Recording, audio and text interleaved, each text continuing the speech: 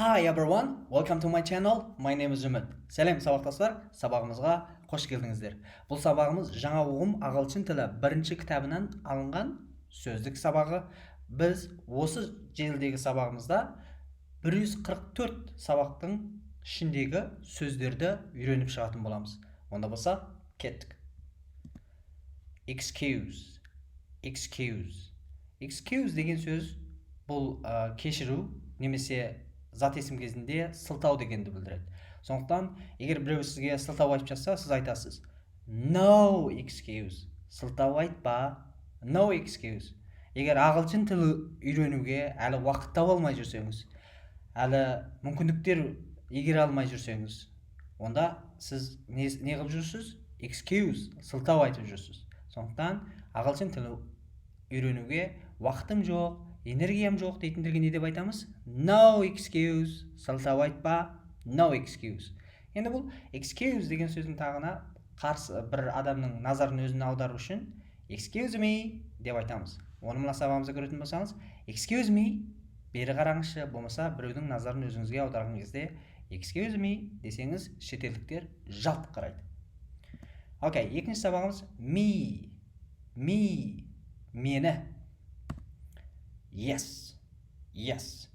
Енді yes деген осы сөздің екі мағынасы бар. Біреу yes десе, иә деген сөз бар. Енді тағы бір жағдайда yes десе, не болды деген, яғни сұрауға да қолданады. Егер шетелдіктер бір кезде сізге сөйлеп жатса, сіз түсіне алмай қалсаңыз, болмаса ести алмай қалсаңыз, жақсы. Онда болса сіз айтасыз yes десеңіз, ол сізге жауап қайтадан айтуы мүмкін. Is. Бұл биетістігі жеке тұрғанда ешқандай мағынасы жоқ. Is. This. Мынаны айту үшін ағылшын тілінде T мен H, the болып оқылады. The, зеңбіректегі the. This. Мынау деген сөз. Your. Сенің. Your book, сенің кітабың деп жазсақ болады. Енді көбінесе осыны you are деп оқып алады. Олай оқу қате. Оны арды бөлек айтпайсыз. Әрпін бөлек айтпайсыз. Толық айтасыз, бірігіп айтасыз, біріктіріп айтасыз. Your, сенің. Handbag. Hand деген ағылшын тілінде қол дегенді білдіреді. Bag деген сөмке. Онда handbag болса қол сөмке. Бұны қол сөмке деп айтамыз. Енді қол сөмкені кімдер ұстайды? Әйелдер ұстайды. Сондықтан handbag қол сөмке әйелдерге айтады. Енді бұны ұл бала болып сіз this is my handbag деп айтсаңыз қате болады. Өйтіп айтуға болмайды. Тек бұл әйелдер қол сөмкесіне қаратылған. Қыздардың деген сияқты. Handbag. Pardon. Бұл pardon. Тікелей қазақшалап оқитын болсаңыз, pardon деп оқылады. Бірақ олай оқу қате, солай жазылады, бірақ олай оқу қате.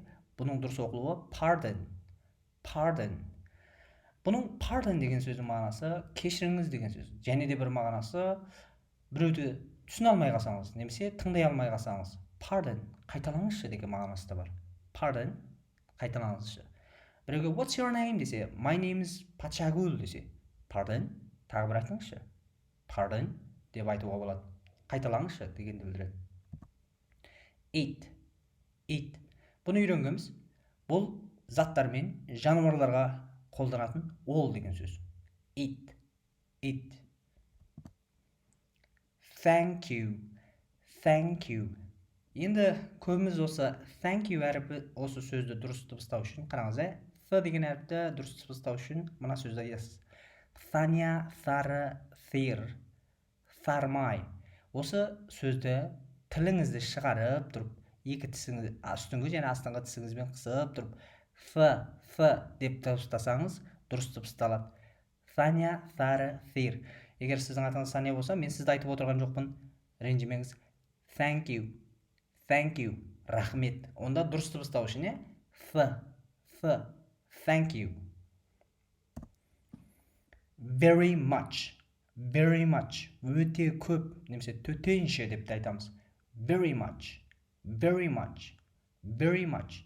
В деген әріпті шығару үшін астыңғы ерніңізді азырақ аузыңыздың ішіне кіргізіп, үстіңгі жақтағы тісіңізбен басып, very much деп дыбыстасаңыз, дұрыс дыбысталады. Төтенше, өте көп дегенді білдіреді. Мысалы, мына жерге жазып қойдық. Thank you very much. Сізге көп рахмет. Thank you very much. Көп рахмет дегенді білдіреді. Енді бүгінгі сабағымыздың бірінші сабағында осы сөздерді үйрендік. Қайталап оқып беремін. Very much, very much. Thank you, thank you. Eat, pardon, handbag, your, this, is,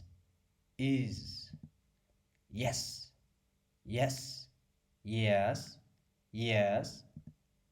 me, excuse. Енді ағылшын тілі үйренуге сылтау айтпаңыз. Не? Сылтау айтпа. No excuse. Білім алуға сылтау айтпа. No excuse. Үйренуге сылтау айтпа. No excuse. Яғни, бұдан кейін біреу сылтау айтып жатса, сіз айтасыз. No excuse. Ағылшын тілі қиын, үйренгім келмейді десе, не деп айтасыз? No excuse. Онда бүгінгі бірінші сабағымызда үйренген осы сөздер. Егер сабағымыз сізге ұнап жатса, достарыңызға, жақындарыңызға бөлісуді ұмытпаңыздар. Келесі сабағымызда кездескенше сау, сәлемет болыңыздар.